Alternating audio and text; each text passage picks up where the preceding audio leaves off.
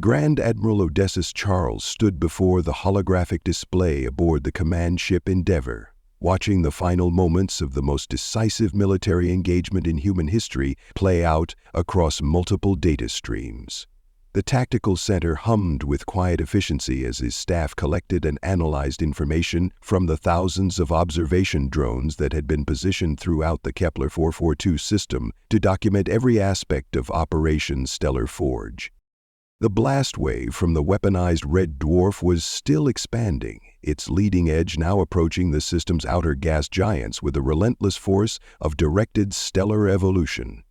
What had once been a stable star system was transforming into an expanding sphere of superheated plasma and exotic radiation, the ultimate expression of humanity's newfound mastery over forces that had previously belonged only to nature.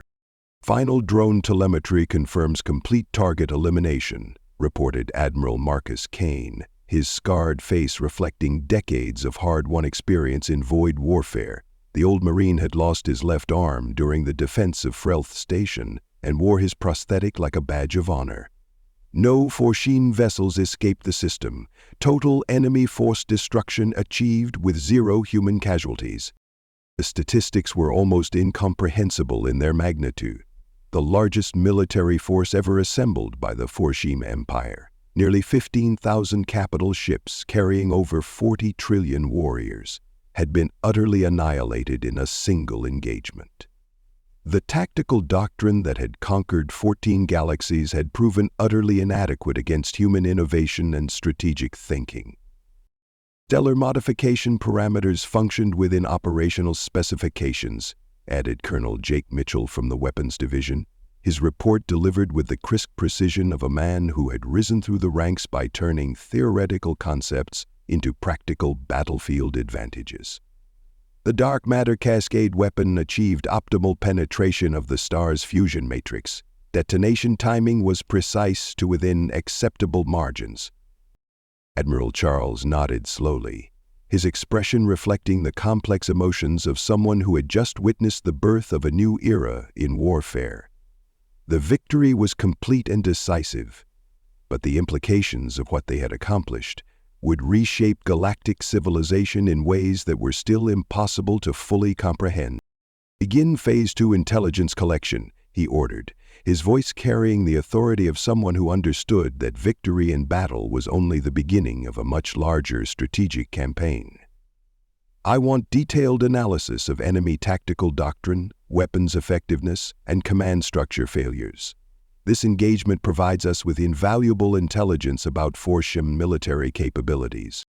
The holographic display shifted to show tactical reconstructions of the battle, with computer models analyzing every phase of the engagement from the initial fighter strikes to the final stellar detonation. The data they had collected would revolutionize human understanding of large-scale fleet warfare and provide crucial insights for future conflicts. Enemy adaptive capacity was negligible, observed General Robert Goddard, a former ground forces commander whose tactical acumen had earned him a position in fleet strategic assessment despite his infantry background. Despite clear evidence of our tactical superiority, Forshim commanders continued to rely on outdated doctrine. They never attempted to develop effective countermeasures. "Cultural blindness," Admiral Charles replied, drawing on decades of study in enemy psychology and military history.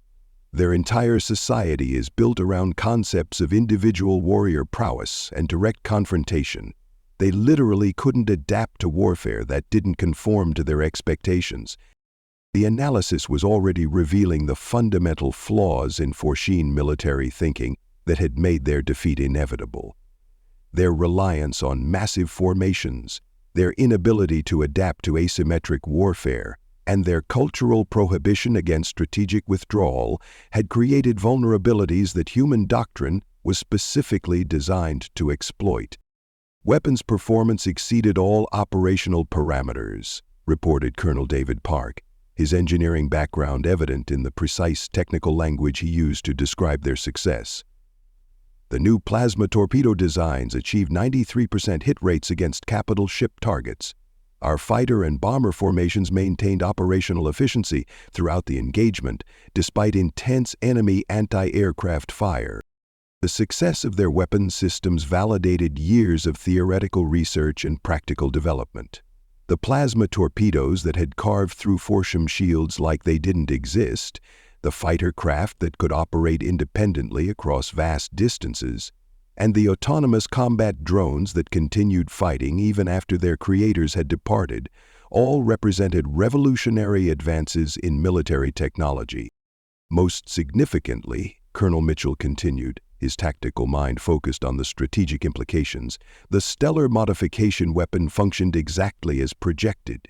We can now artificially induce stellar collapse in any star within specific mass parameters.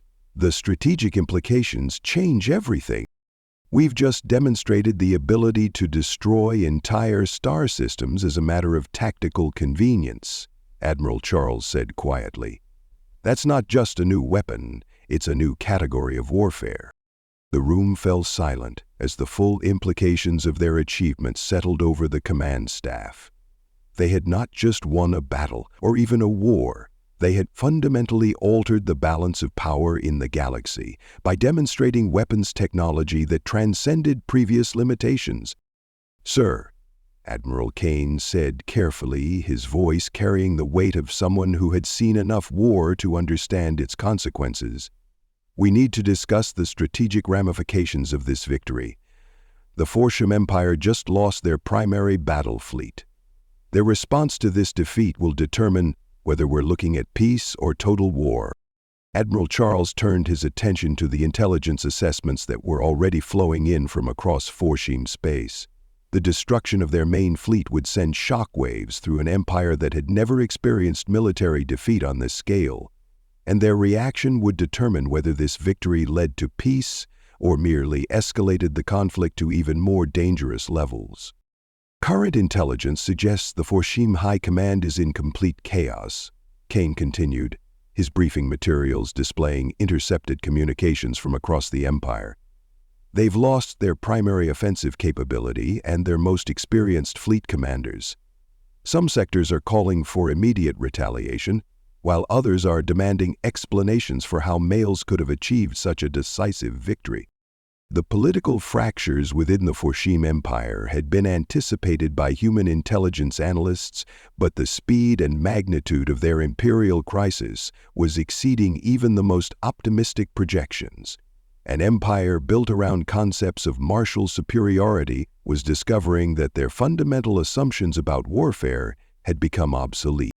"We need to prepare for multiple scenarios," Admiral Charles said, his strategic mind already working through the complex possibilities that their victory had created. "Some Forshim factions will call for escalation, potentially including attacks on human civilian populations. Others may seek negotiated settlement now that they understand the true scope of our capabilities." The challenge of managing victory was proving almost as complex as achieving it had been. Humanity now possessed weapons that could destroy star systems, but using that power responsibly required wisdom that transcended pure military consideration. "The Terran Defense Council is requesting immediate briefings on our operational capabilities," reported Major General Thompson, his weathered face showing the strain of coordinating between military operations and political oversight. "They want to understand what we've built and what it means for humanity's strategic position." Admiral Charles nodded grimly. The political leadership that had authorized Operation Stellar Forge was now confronting the reality that they had fundamentally changed humanity's relationship with the rest of galactic civilization. The species that had been dismissed as primitive males was now demonstrating technological superiority that bordered on the incomprehensible. "Schedule comprehensive briefings for the Council leadership," he ordered. "They need to understand that we've crossed a threshold. We're no longer defending ourselves against alien invasion. We're now a galactic superpower with the ability to destroy civilizations. That comes with responsibilities we've never had to consider before." The transformation of humanity from a defensive species to a dominant galactic force had happened almost overnight, at least in terms of galactic politics. The implications would reshape not just military doctrine but diplomacy, trade, and the fundamental structure of interstellar civilization. Colonel Mitchell, Admiral Charles continued, I want detailed analysis of the stellar modification technology. Can it be scaled up? Can it be deployed defensively? Are there countermeasures that enemy forces might develop? The weapons specialist consulted his preliminary data, his expression reflecting the magnitude of what they had accomplished. The technology is scalable within certain parameters. We could theoretically target larger stars, though the resource requirements increase exponentially. As for defensive applications, we're exploring the possibility of using controlled stellar modification to create barrier zones around human space. The concept of weaponized stars being used for defensive purposes opened entirely new avenues of strategic thinking.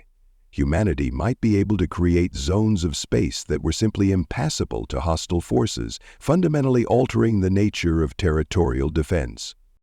Countermeasures are theoretically possible, Mitchell continued, but they would require technological capabilities that exceed anything we've observed from known galactic civilizations. The engineering involved is at the very edge of what's achievable with current understanding. Admiral Charles studied the expanding wave of stellar destruction on his displays, contemplating the awesome power they had unleashed and the responsibility that came with such capabilities. The Forshim Empire had forced humanity to develop weapons that could reshape the galaxy, but now they had to decide how to use that power wisely. What about our own forces? He asked, turning to Brigadier General Burns, who had been monitoring human military personnel throughout the operation. How are our people handling what we've accomplished? Mixed reactions, reported Burns, a former Special Forces operator whose understanding of military psychology came from decades of leading men in impossible situations. Pride in their tactical achievements and relief at the decisive victory, but also recognition of the magnitude of destruction we've caused.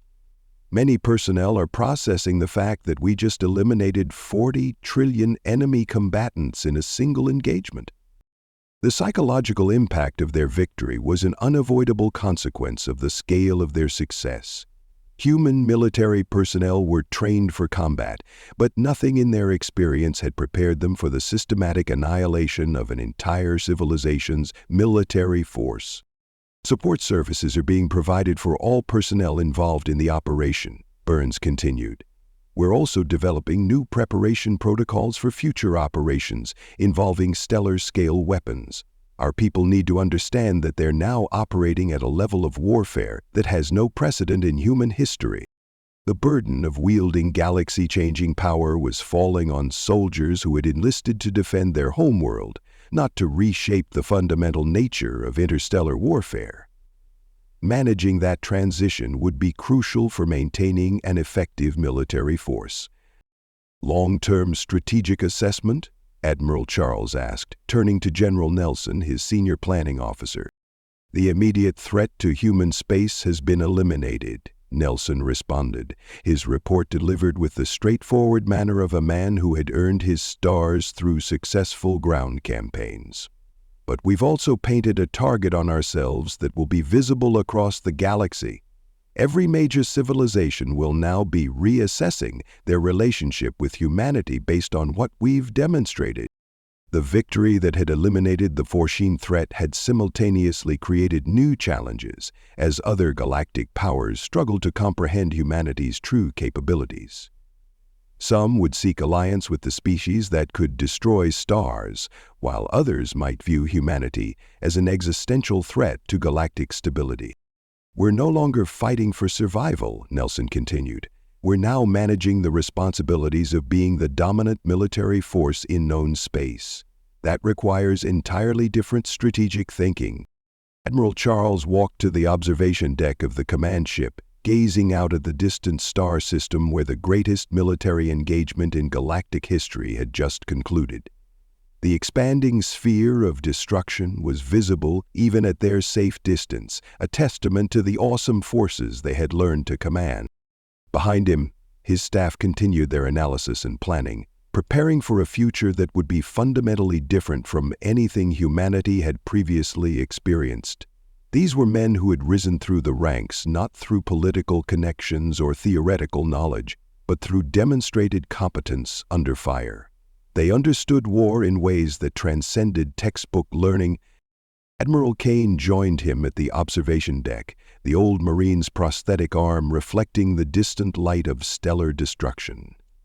"Hell of a thing, Odysseus. 40 years I've been fighting aliens, and I never thought I'd see the day when we'd have this kind of power.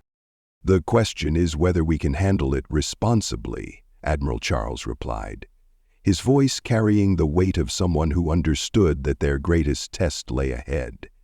"We've proven we can destroy star systems. Now we need to prove we can build something better." The species that had been dismissed as primitive males had just demonstrated the ability to destroy star systems as a matter of tactical convenience. The galaxy would never be the same, and neither would humanity. As he watched the last light of the weaponized star fade into the cosmic background, Admiral Charles reflected on the words he would soon deliver to the Terran Defense Council. They had been forced to develop these capabilities in self-defense, but now they possessed the power to reshape galactic civilization. The victory was complete, but the real test of humanity's character was just beginning. Many thanks to my channel members and Pathfinders. You all make these videos possible. Thank you for listening to this story. I hope you enjoyed it. Be sure to leave this video a like and subscribe if you want to see more stuff like this. Video shares, memberships, and super thanks help the channel grow as well, so feel free to partner with this channel in that way as we grow. With that all said, thank you again for listening to the story, and thank you for your time. On the left side of your screen are some videos I think you might be interested in. I hope to see you in the next one.